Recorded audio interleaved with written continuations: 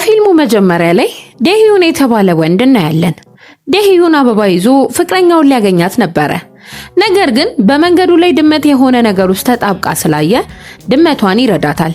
ይሄ ነገር ልብሱን ያቆሽሸዋል። ግን ድመቷን ለተማሪዎች ሰጥቶ መሮጥ ይጀምራል። ልክ በዚህ ሰዓት ዩጂንግ የተባለ ሴት በችኮላ ወደ አንድ ቦታ እየሄደች ስለነበረ ዴህዩንና ዩጂንግ እርስ በርስ ሊጋጩ ነበረ። ግን ሳይጋጩ ይተርፋሉ።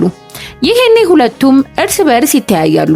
በሚቀጥለው ትዕይንት ዩጂንግ ከጓደኞቿ ጋር በመንገድ ላይ ስትሄድ በጣም ቆንጆ የሆነ ወንድ ካፌ ውስጥ ተቀምጦ ታያለች። ይሄ ወንድ ደግሞ ዴህዩን ነበር።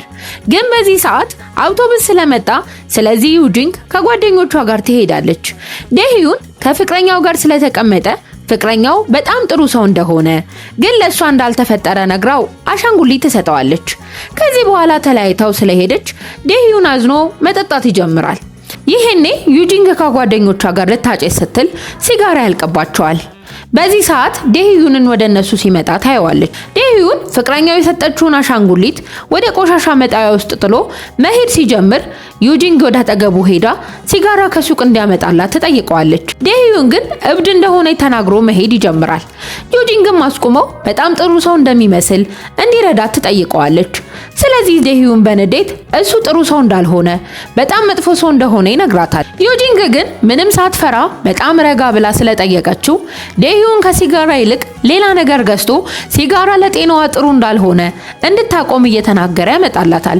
የዩጂንግ ጓደኛ ይሄንን ስትሰማ በዴህዩን በጣም ስለተናደደችበት ዴህዩን እየሄደ ሲያረጁ ማጨስ እንደሚችሉ ወጣትነታቸውን በትክክለኛ ቦታ ላይ እንዲጠቀሙ ይናገራል። ነገር ግን ዩጂንግ እንዲቆም ከነገረችው በኋላ ግጥም አድርጋ ትሰማዋለች። ይሄንን ሁሉ ሲያዩ ጓደኞቿ በጣም ይደነግጣሉ። በሆነው ነገር ዴህዩንም ስለደነገጠ ዩጂንግ ስለሷ ስለተጨነቀላት አመስግነው ማጨስ የከለከላት የመጀመሪያው ሰው እሱ ስለሆነ የስልክ ቁጥሩን ትጠይቀዋለች። ዴህዩን በጣም ደንግጦ ስለነበረ ምንም ሳያቅማማ ቁጥሩን ይሰጣታል። ዩጂንግም ቁጥሩን ተቀብላ ማታ እንደምትደውልለት ስልኳን እንዲያነሳ ተናግራ ዴህዩንን ስማው ትሄዳለች። ወዲያው ከ3 ዓመት በኋላ ያለ ትዕይንት እናያለን። በዚህ ሰዓት ዴህዩን አሪፍ ሱቅ ያስተዳድራል። ሱቁ ግን አሪፍ ገቢ የለውም። ቀን ላይ የዴህዩን አባት ሱቅ ውስጥ ሲውል ማታ ላይ ደግሞ ዴህዩን ነበር የሚሰራው። አሁን ግን የዴህዩን አባት ስለታመመ ዴህዩን ራሱ ነው ሱቁን የሚያስተዳድረው። ይሄኔ በአባቱ ትዕዛዝ መሰረት የትርፍ ሰዓት ስራ ለሚሰራ ሰራተኛ ማስታወቂያ ይለጥፋል። ግን ማንም አልመጣም። ስለዚህ ዴህዩን ብቻውን መስራት ይጀምራል። ወዲያው ዩጂንግ የትርፍ ስራ ሰዓት ለመቀጠር እዛ ትመጣለች። መጀመሪያ ላይ ዴህዩን ዩጂንግን አላወቃትም። ከጥቂት ሰዓታት በኋላ ከ3 ዓመታት በፊት የሳመችው ልጅ መሆኗን ያስታውሳል።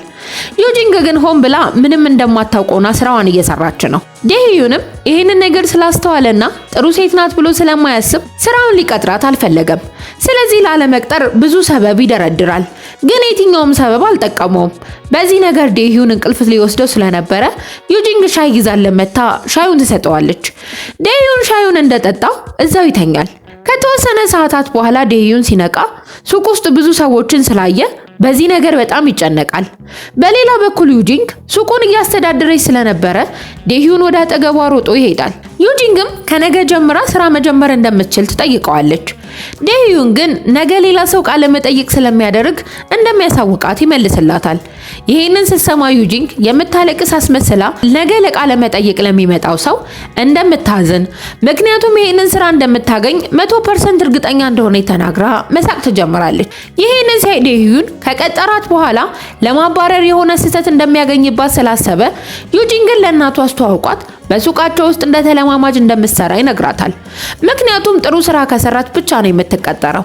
ከዚህ በኋላ ዴህዩን ለዩጂንግ መስራት ያለባትን ስራ ይነግራታል። ነገር ግን ዩጂንግ ሁሉንም ነገር ታውቃለች። ይሄንን ሳይ ዴህዩን ስለተገረመ ከዚህ በፊት በሱቅ ውስጥ ሰርታ እንደምታውቅ ይጠይቃታል። ዩጂንግም ትንሽ ጊዜ እንደሰራች ትመልስለታለች። ይሄኔ ዴህዩን ስለ ሲጋራ ብራንዶች ማወቅ እንዳለባት ምክንያቱም በሱቅ ውስጥ በብዛት የሚሸጠው ሲጋራ ስለሆነ ነበረ። ዩጂንግ ግን ስለ ሲጋራ እንደማታውቅና አጭሳም እንደማታውቅ ትመልስለታለች። ይሄንን ሲሰማ ዴህዩን መሳቅ ይጀምራል። ከ3 ዓመታት በፊት ዴህዩን ሲጋራ እንዲያመጣላት የጠየቀችው ዩጂንግ ስለነበረች እየዋሸች እንደሆነ ያስባል። በሚቀጥለው ትዕይንት ዴህዩን የወንዱን የምትባል ፍቅረኛውን ለማግኘት ከሄደ በኋላ ምሳ አብረው መብላት እንደሚችሉ ይጠይቃታል። ዮንጁንም ከቡድኗ ጋር ወደ ምሳ እንደምትሄድ ማታ እንደምታገኘው ተናግራ ጥላው ትሄዳለች። በሌላ በኩል ዩጂንግ ወደ ስራ ትመጣለች። ዴህዩን እየጠበቃት ስለነበረ ዩጂንግ ሽቶውን አሽትታ ይሄንን ሽቶ የተቀባው እሷን ለማስደመም እንደሆነ ትጠይቀዋለች። ዴህዩንም ፍቅረኛውን ሊያገኛት ስለሆነ ሽቶ እንደተቀባ ይመልስላታል። ይሄንን ስትሰማ ዩጂንግ ደንግጣ ፍቅረኛ እንዳለው ትጠይቀዋለች።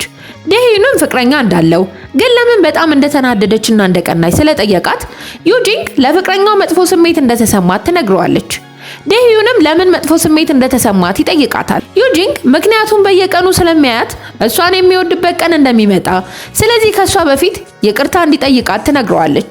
ይሄንን ሲሰማ ዴህዩን በጣም ተገርሞ የአእምሮዋ ጤንነት ትክክል እንዳልሆነ ተናግሮ ይሄዳል።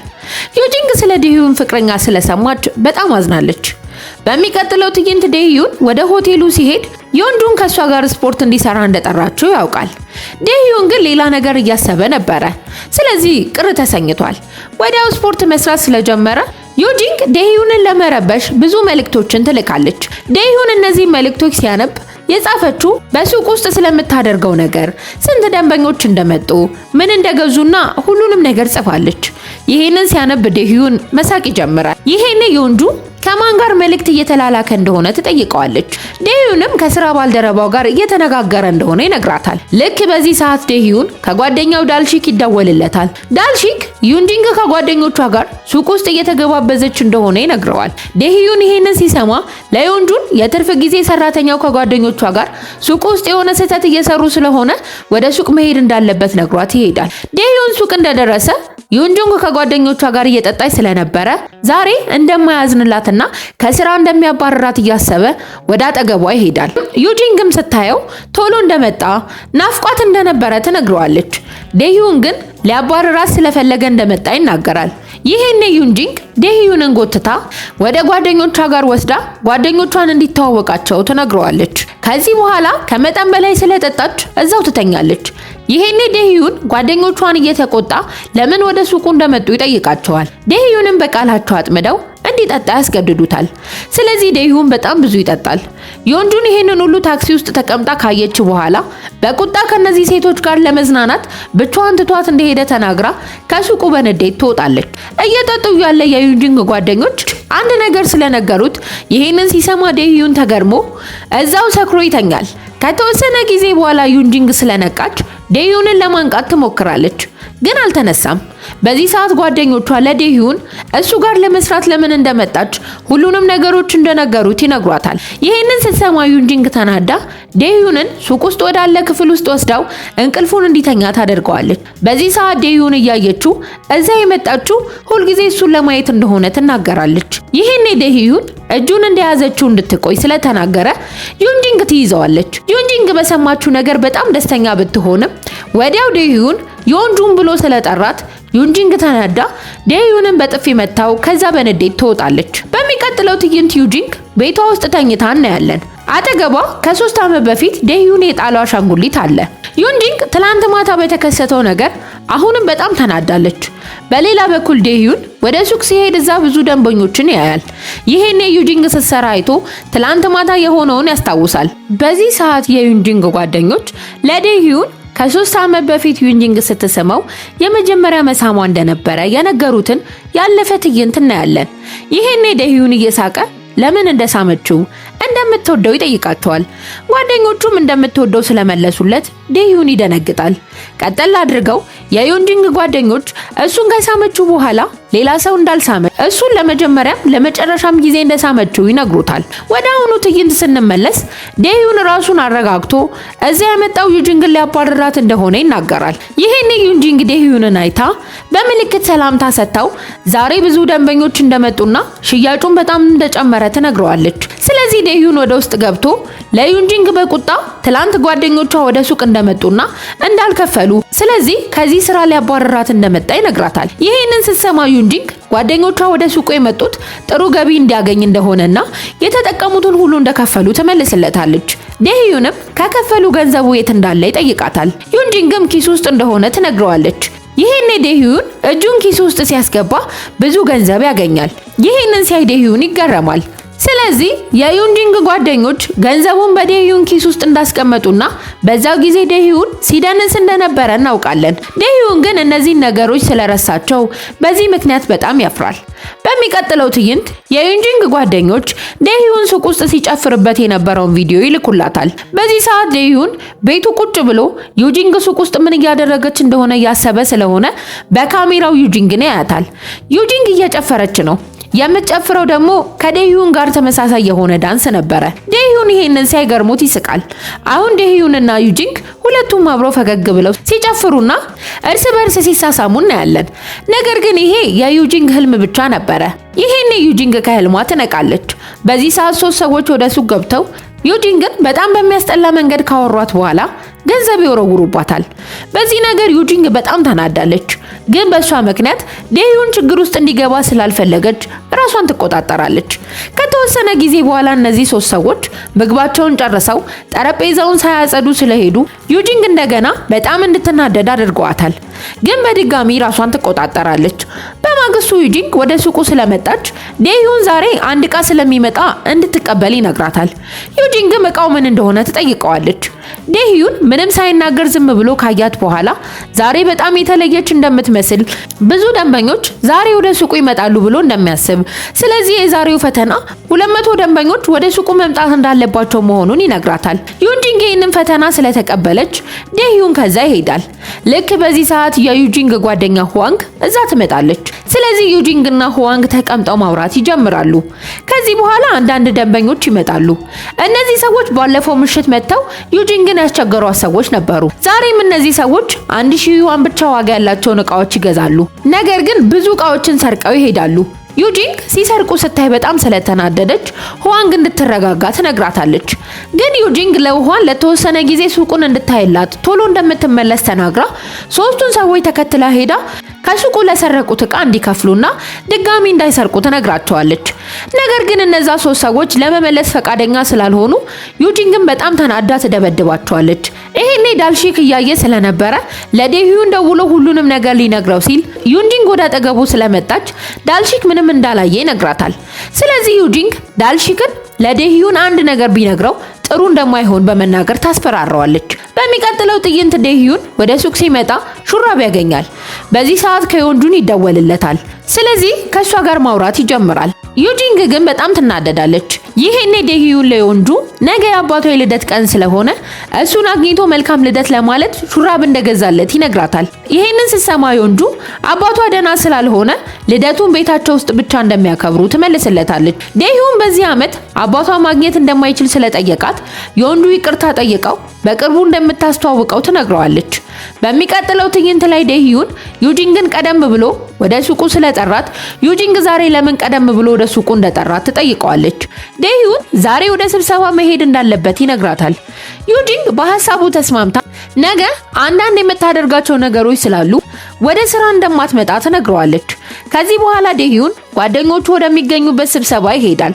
ሁሉም የዴህዩን ጓደኞች የሀብታም ቤተሰብ አባል የሆነችው ዮንጁንን ዴህዩን እንደሚወዳት ስለሚያውቁ አንዱ ጓደኛው ዮንጁን ሐሳቧን ከመቀየሯ በፊት እንዲያገባት ይነግረዋል። በዚህ ሰዓት ዴህዩን ወደ መታጠቢያ ቤት ይሄዳል። ይሄኔ በዚህ ሆቴል ውስጥ ከቤተሰቦቿ ጋር የመጣችውን ዮንጁን ያያታል። ከሷም ጋር የዮንጁ ዳይሬክተር ጆሰን አለ። ጆሰን ለዮንጁ አባት ዴህዩን እንደገዛው አይነት ሹራብ ይሰጠዋል። ይሄንን ሲመለከት ዴህዩን ዮንጁን የአባቷን የልደት ፕሮግራም ቤታቸው ውስጥ እንደሚያከብሩ ዋሽታ ስለነገረችው በጣም ያዝናል። ከዚህ በኋላ ዮንጁን እና ጆንሰን አብረው የቤተሰቡ አልበም ይመለከታሉ። ይሄኔ ዮንጁን እና ጆንሰን የልጅነት ጓደኛሞች መሆናቸውንና ዮንጁ ለወላጆቿ ከዴህዩን ጋር እንደምትገናኝ እስካሁን እንዳልነገረቻቸው እናውቃለን። በሚቀጥለው ትዕይንት ከስብሰባው በኋላ ዴህዩን ወደ ሱቅ ሲሄድ ዩጂንግ ለምን እንዳዘነ ትጠይቀዋለች። ዴህዩን ግን ምንም ሳይናገር ከራሱ ሱቅ ቢራ ይገዛል። ይሄኔ ዩጂንግ ፈተናዋን እንደጨረሰች ዛሬ ከ200 በላይ ሰዎች ወደ ሱቃቸው እንደመጡ ትነግረዋለች። ነገር ግን ዴህዩን በጣም አዝኖ ለዩጂንግ ቃላት ትኩረት ሳይሰጥ ከዛ ይወጣል። ይሄንን በማየቷ ዩጂንግም በጣም አዝናለች። በሚቀጥለው ትዕይንት ዮንጁ ዴህዩንን ምሽት ላይ እንዲያገኛት ትጠይቀዋለች። ከዚህ በኋላ ዴህዩንና ዮንጁ ምሽት ላይ በአንድ ምግብ ቤት ራት እየበሉ እናያለን። ይሄኔ ዴህዩን ዮንጁንን እርስ በእርሳቸው ምንም አይነት ሚስጥር ላለመደባበቅ ቃል እንደገቡና ዳይሬክተር ጆንሰንን አስቀድማ እንደምታውቀው ትናንት ወደ አባቷ የልደት ድግስ ላይ መጥቶ እንደነበረ ስለነገራት ዮንጁ ከነሱ ጋር ራት በልቶ ከቤተሰቧ ጋር ወይን እንደጠጣ ሁለቱም በደንብ እንደሚተዋወቁ ከልጅነታቸው ጀምሮ ጓደኛሞች እንደነበሩ ትነግረዋለች። ይሄንን ሲሰማ ዴህዩን ትንሽ ዘና ያለ ስሜት ይሰማዋል። ዮንጁን የነበረውን ነገር አይቶ ምን ያህል እንዳዘነ እንደምትገምት ስትናገር ዴህዩን ይሄንን ሁሉ መናገር እንደማያስፈልጋት በእሷ ላይ እምነት እንዳለው ይነግራታል። ከዚህ በኋላ ዴህዩን አዲስ ባር መከፈቱን ስላወቀ ዮንጁንን ወደዛ ባር ይወስዳታል። ከተወሰነ ጊዜ በኋላ ዩጂንግም ከጓደኞቿ ጋር ወደዛ ባር ትመጣለች። በዚህ ሰዓት ትንንሽ ሴቶች ወደ ባሩ ይመጣሉ፣ ግን እድሜያቸው ስላልደረሰ ወደ ባሩ መግባት አይፈቀድላቸውም። ስለዚህ እነዚህ ሴቶች ከባሩ ሰራተኞች ጋር መጨቃጨቅ ይጀምራሉ። ይሄኔ ዮንጁ ወደ መታጠቢያ ቤት ልትሄድ ስትል ሴቶቹ መንገዱን ስለዘጉት ገፍትራቸው ወደ መታጠቢያ ቤቱ ትገባለች። ሴቶቹ በዮንጁ አመለካከት ተናደው ወደ መታጠቢያ ቤቱ ተከትለዋት ይገባሉ። ሁለቱ ሴቶች ደግሞ ወደ መታጠቢያ ቤቱ ሰው እንዳይገባ በር ላይ ቆመዋል። ይሄኔ አንዷ ወደ ውስጥ ገብታ ዮንጁን ገንዘብ መጠየቅ ትጀምራለች። በዚህ ሰዓት ዩጂንግ ወደ መታጠቢያ ቤቱ ትመጣለች። ግን በሩ ላይ ያሉ ሴቶች ወደ መታጠቢያ ቤቱ እንድትገባ ስላልፈቀዱላት ዩጂንግ ተናዳ ሴቶቹ መደብደብ ትጀምራለች። ከደበደበቻቸው በኋላ ወደ መታጠቢያ ቤቱ ትገባለች። ዮንጁ ድሉን እንዳገኘች ለዴህዩን መልእክት ትልካለች። ዩጂንግ ውስጥ ያለችውንም ሴት ትደበድባታለች። ዴህዩን እዛ እንደደረሰ ዩጂንግ ዮንጁንም በፍጥነት ወደ መታጠቢያ ቤቱ ለመግባት ስለጎተተቻት ዴህዩን ዩጂንግን ይገፈትራታል። ምክንያቱም ዩጂንግ መሆኗን ስላወቀ። ነገር ግን ዩጂንግ እንደተነሳች ዴህዩንና ዩጂንግ በመተያየታቸው ዮንጁ ትገረማለች። ስለዚህ ጉዳይ ዮንጁን ስትጠይቀው ዴህዩን ዩጂንግ የሱቁ የትርፍ ሰዓት ሰራተኛ እንደሆነች ስለነገራት ዩጂንግ ዮንጁ የዴህዩን ፍቅረኛ መሆኗን ታውቃለች። ይሄኔ ሶስቱ ተገርመው እየተያዩ እያለ ዴህዩን እዛ ምን እንደተፈጠረና ምን እያደረጉ እንደነበረ ዩጂንግን ይጠይቃታል። ዩጂንግ መጀመሪያ እሱ የሴቶች መታጠቢያ ቤት ውስጥ ምን እያደረገ እንደሆነ እንዲነግራት ትጠይቀዋለች። ከዚህ በኋላ ዴህዩን ዩጂንግን ሲመለከታት ፈገግ ማለት ይጀምራል። ዮንጁም ይሄንን ስታይ ሆን ብላ ደና እንዳልሆነ ታስመስላለች። ስለዚህ ዴህዩን ዩጂንግን እየተቆጣ እዛ ምን እያደረገች እንደነበረና እነዛን ሴቶች ለምን እንደደበደበቻቸው ይጠይቃታል። ዩጂንግ ለዮንጁ ለምን እሷን እንዳልደበደበቻት እውነቱን እንድትነግረው ትጠይቃታለች። ይሄኔ ዮንጁ ምንም እንደማታውቅ ምናልባት ከሴቶቹ ጋር ልትሆን እንደምትችል ስትናገር ዩጂንግ በቁጣ ከመደብደብ እንዳዳነቻት እንድትናገር ስታስረዳት ዴህዩን ለምን እንደምታስፈራራት ከስራ ስታስፈቅድ የቤተሰብ ጉዳይ እንዳለባት ተናግራ እንደነበረ አሁን ግን እዚህ ባር ውስጥ እየተደባደበች ስላገኛት በእሷ በጣም እንዳዘነ ተናግሮ ዮንጁንን ይዟት ይሄዳል። ይሄ ነገር ዩጂንግን አናዷታል። ከዚህ በኋላ ዴህዩን ዮንጁንን ወደ ቤቷ ሲሸኛት ዮንጁን የምትደባደብ ሴት እንዴት ሱቅ ውስጥ እንደምትሰራ ስትጠይቀው ዴህዩን ከሱቁ ማባረር እንደማይችል ምክንያቱም ሱቅ ውስጥ እንድትሰራ እንደሚፈቅድላት ቃል እንደገባላት ይነግራታል። ይሄን ስትሰማ ዮንጁ በጣም ትናደዳለች። ዩጂንግ ከጓደኞቿ ጋር እየጠጣች ሙሉ ታሪኩን ትነግራቸዋለች። ልክ በዚህ ሰዓት አንድ ወንድ ዩጂንግን ሲያያት ወደዛ ሄዶ ዩጂንግ እንደሆነች ይጠይቃታል። ዩጂንግም እሷ መሆኗን ከመለሰችለት በኋላ ማን እንደሆነ ትጠይቀዋለች። ልጁም ማስኩን አውልቆ ራሱን ጂውክ ብሎ ያስተዋውቃታል። ነገር ግን ዩጂንግ የት እንደምታውቀው አታስታውስም። ስለዚህ ጂውክ አባቷ ያሰለጥነው እንደነበረ እንደማታስታውሰው ስለጠየቃት ዩጂንግ እሱ በፊት ፑፒ ብላ የምትጠራው ልጅ መሆኑን ስላወቀች የጂውክን ጉንጭ እየጎተተች በጣም እንዳደገ ትናገራለች። ዩጂንግ ይሄንን ስታደርግ ጓደኞቿ በጣም ተገርመዋል። በሚቀጥለው ትዕይንት ዳልሺክ በሱቅ ውስጥ ተቀምጦ ሳለ ዴህዩን መጥቶ የዛሬውን ሽያጭ ይፈትሻል። ዩጂንግ ሱቅ ውስጥ ስለሌለች ብዙም ትርፍ የለም። ከዚህ በኋላ ዳልሺክ ከጥቂት ቀናት በፊት ዩጂንግ ሰዎችን ስትደበድብ እንዳየ ካላመነ ብሎ ቪዲዮ ያሳየዋል። ይሄንን ካየ በኋላ ዴህዩን በጣም ይናደዳል። በሚቀጥለው ትዕይንት የዩጂንግ ስሜት ይበላሻል። ከዚህ በኋላ ዴህዩን ስልክ ደውሎ ዩጂንግን በቅርቡ ከሱቁ እንደሚያባረራት ይነግራታል። ዩጂንግም ይሄንን ስትሰማ ትደነግጣለች። በሌላ በኩል በአንድ ድርጅት ውስጥ ዝግጅት ይካሄዳል። በዚህ ዝግጅት ላይ የምርቱን ሽያጭ የሚያስተዋውቁ ሰዎች ስለተጋበዙ ዩጂንግ እዛ ትደርሳለች። ዩጂንግ ሱቅ ውስጥ ከመቀጠሯ በፊት እዚህ ድርጅት ውስጥ ነበር የምትሰራው። ስለዚህ ዩጂንግና ዮንጁ እርስ በርስ ሲተያዩ በጣም ይደነግጣሉ። ሁሉም ሰራተኞች እርስ በርሳቸው ይተዋወቃሉ። ከዚህ በኋላ ዩጂንግ ስለራሷና የምርት ሽያጩን እንዴት እንደምትሰራ ለሁሉም ትነግራቸዋለች። ዩጂንግ ዮንጁንን ስታያት በጣም ትናደዳለች። ከዚህ በኋላ ቡድኑ ራት ለመብላት ሊሄዱ ሲሉ ለዩጂንግ ዴህዩን ይደውልላታል። ይሄኔ ከዴህዩን ጋር በጣም ቅርበት እንዳላት በሚመስል መልኩ ታወራለች። በዚህ ምክንያት ዮንጁ በጣም መጥፎ ስሜት ይሰማታል። ዴህዩን ስለ አንድ ነገር ሊያናግራት ስለሚፈልግ ወደ ሱቅ እንድትመጣ ስለነገራት ዩጂንግ አሁን መምጣት እንደማትችል ነገር ግን ቶሎ ለመምጣት እንደምትሞክር ትመልስለታለች።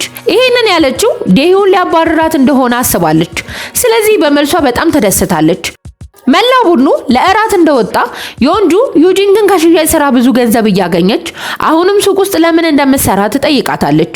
ዩጂንግ ሱቅ ውስጥ የምትሰራው ለገንዘብ ሳይሆን ስራውን ስለምትወደው በሱቅ ውስጥ እንደምትሰራና ዴህዩንንም እንደምትወደው ትመልስላታለች። ይሄንን ስትሰማ ዮንጁ በጣም ትናደዳለች፣ ግን ብዙ ነገሮችን ያወራሉ። በሚቀጥለው ትዕይንት እነዛ 3 ወንዶች ወደ ሱቁ መጥተው ለሰረቁት ዕቃ በሙሉ ይከፍላሉ። እንዲሁም ለዴህዩን የይቅርታ ደብዳቤ ጽፈዋል። ይሄንን እንዲያደርጉ የነገረቻቸው ዩጂንግ ነበረች። ይሄንን ሲያይ ዴህዩን ለምን እንደደበደበቻቸው ያውቃል። የዩጂንግ ጓደኛ ሁዋንግና ሌላ ጓደኛዋ እዛ ሄደው ለዴህዩን ዩጂንግ የአንድ ቀን እረፍት የወሰደችው የአባቷ የሙት ዓመት በዓል ስለሆነ እንጂ ለመዝናናት ስለወጣች እንዳልሆነ ከነገሩት በኋላ በጣም አዝና ቤት ውስጥ ስለተቀመጠች ወስዶ እንዲያዝናናት ይነግሩታል። ቀጠል አድርገው በባሩ መታጠቢያ ውስጥ የሆነውን ነገር ይነግሩታል። እንዲሁም ዩጂንግ ያለ ምክንያት ማንንም ሰው እንደማትመታ፣ ሱቁን ለማዳን በጣም ጠንክራ እየሰራች እንደሆነ፣ ስለሷ ምንም መጥፎ ነገር እንዳያስብ ያስረዱታል። በሚቀጥለው ትዕይንት ዴህዩን ዮንጁንን ለማግኘት ከሄደ በኋላ የዛኔ ባር ውስጥ ሁሉም ሴቶች ምንም ያልሆነችው እሷ ብቻ ስለሆነች ምክንያቱን እንድትነግረው ይጠይቃታል። ዮንጁ ስለዚህ ነገር ማውራት እንደማትፈልግ ስለመለሰችለት ዴህዩን ለሷ ምንም ላይሆን እንደሚችል ነገር ግን የዩጂንግ ህይወት በሱ ላይ የተመሰረተ እንደሆነ በትልቅ ቢሮም ሆነ በሱቅ ውስጥ የትርፍ ሰዓት ስራ ቢሆንም እያንዳንዱ ስራ በጣም ውድ እንደሆነ ማንም ሰው ያለ ምንም ምክንያት ስራ ማጣት እንደሌለበት እሱ የአንድ ትንሽ ሱቅ ስራ አስኪያጅ እንደሆነ ግን ራሱ የቀጠራት የመጀመሪያ ሰራተኛ እንደሆነች እንደዚህ ማባረር እንደማይፈልግ ውሳኔውን በትክክል ካረጋገጠ በኋላ ብቻ እንደሚወስን ሲነግራት ዮንጁ ከዩጂንግ ጋር እንደተጣሉ ትመልስለታለች። ይሄኔ ዴህዩን ዩጂንግ እንዳልመታቻት የመታቻቸው ያስቸገሯትን ሴቶች ብቻ እንደሆነ ከተናገረ በኋላ ዩጂንግን ከስራ እንደማያባረራት ወስኖ ለዮንጁ ያስረዳታል። ስለዚህ ዮንጁም በውሳኔው ስላልተናደደች ዴህዩንን አቅፋ ትስመዋለች። ይሄኔ የዮንጁ እናት ይሄንን ሁሉ ታያለች። ስለዚህ ዮንጁ ዴህዩንን ከዚያ እንዲሄድ ትነግረዋለች። ዴህዩንም ከሄደ በኋላ የዮንጁን እናት አብሯት የነበረው ወንድ ማን እንደሆነ ትጠይቃታለች። ዮንጁም ላለፉት 2 ዓመታት ከሱ ጋር አብራ እንደሆነች ስለተናገረች የዮንጁ እናት በጣም ትደነግጣለች። በሚቀጥለው ትዕይንት ዩጂንግ ለዴህዩን ስለደወለችለት ዴህዩን በፍጥነት በፖሊስ ጣቢያ ወዳለችው ዩጂንግ ጋር ይሄዳል። ዴህዩን እዛ እንደደረሰ ለምን እዛ እንደመጣችና ተጎድታ ከሆነ ብሎ ይጠይቃታል። ዩጂንግ ደህና እንደሆነች ሱቅ ውስጥ ማን እንዳለ ትጠይቀዋለች። ዴህዩንም ዳልሺክ ሱቅ ውስጥ እንዳለ ይነግራታል። በዚህ ሰዓት እዛ የተቀመጠ አንድ ሰው እጁን እንደሰበረችው ስለዚህ በቀላሉ እንደማይለቃት ይናገራል። ስለዚህ ዴህዩን የፖሊሱን አለቃ ችግሩ ምን እንደሆነ ይጠይቀዋል። የፖሊሱ አለቃም ሰውየው ስለሰራችለት ጥሩ ስራ እያመሰገናት እንደነበረ ዩጂንግ ግን እጁን እንደሰበረችው ይናገራል። ዩጂንግ እጁን ለምስጋና እንዳልዘረጋ የያዛት በመጥፎ ዓላማ እየነካካት እንደነበረ ስትናገር ሰውየው እስር ቤት መግባት እንዳለባት ይናገራል። ይሄኔ ዴህዩን በዩጂንግ ስም ይቅርታ ይጠይቀዋል። ይሄን ሲሰማ ሰውየው እሱ ማን እንደሆነ ዴህዩንን ይጠይቀዋል። ዴህዩንም እሱ የምትሰራበት ሱቅ ባለቤት እንደሆነ ስለተናገረ ሰውየው በንዴት ሰራተኛውን በአግባቡ እንዴት መስራት እንዳለባት እንዳላስተማራት ይመልስለታል። ዴህዩን በዚህ ነገር ተናዶ ሰውየውን በመጀመሪያ ሰራተኛውን ለሌላ ዓላማ እንደተነኮሳት እንዲሁም ይቅርታ እንደጠየቀው እንደሱ መሆን ስላልፈለገ ይሄንን ጉዳይ ችላ ማለት ፈልጎ እንደነበረ አሁን ግን ስላናደደው ሰራተኛውን ይቅርታ መጠየቅ እንዳለበት ሲናገር ዩጂንግ ዴህዩን ለሷ በመከራከሩ በጣም ትደነግጣለች። ከዚህ በኋላ ዴህዩን የካሜራ ቅጂውን ለፖሊሱ ያሳየዋል። በዚህ ቅጂ ላይ ሰውየው ዩጂንግ ላይ ትንኮሳ ያደረሰባት እንደነበረ በግልጽ ስለሚታይ ፖሊሱ ይሄ ማስረጃ በቂ ስለሆነ ቅሬታ ማቅረብ እንዳለባት ይናገራል። ይሄንን ሲሰማ ሰውየው ፈርቶ ዴህዩንን ይቅርታ መጠየቅ ይጀምራል። ስለዚህ ዴህዩን በጣም ተቆጥቶ ዩጂንግን ይቅርታ እንዲጠይቃት ይነግረዋል። ሰውየውም ዩጂንግን ይቅርታ ይጠይቃታል። ስለዚህ ዴህዩን ቅሬታውን ሳያቀርብ ዩጂንግን ይዟት ይሄዳል። በመንገድ ላይ ያሉ ዩጂንግ ለምን እንደረዳት ፍቅረኛውን አስፈራርታበት እንደነበረ ስለጠየቀችው ዴህዩን ለምን እንደዚህ እንደምታደርግ ያንን ሁሉ ነገር እንዳላደረገች እንደሚያውቅ ግን ንጹህ መሆኗን ራሷ ልትነግረው እንደሚገባ ስለተናገረ ዩጂንግ ነገሮችን በፍጥነት እንደተማረች ተስፋ ከማድረግና ከመናደድ ይልቅ ትንሽ እንደተበደለች ማስመሰል የተሻለ እንደሆነ እንደተማረች ትመልስለታለች። ይሄንን ሲሰማ ዴሂዩን ለምን እንደዚህ እንደምትል ይጠይቃታል። ዩጂንግ ወላጆች እንደሌሏትና ከትምህርት ቤት እንደተባረረች ሁሉም ሰው ውሸታም እንደሆነች እንደሚያስብ ማንም እንደማያምናት ትናገራለች። ዴሂዩን ግን እንደዚህ እንዳትናገር እሱ በጣም እንደሚያምናት ስለመለሰላት ዩጂንግ በጣም ደስተኛ ትሆናለች።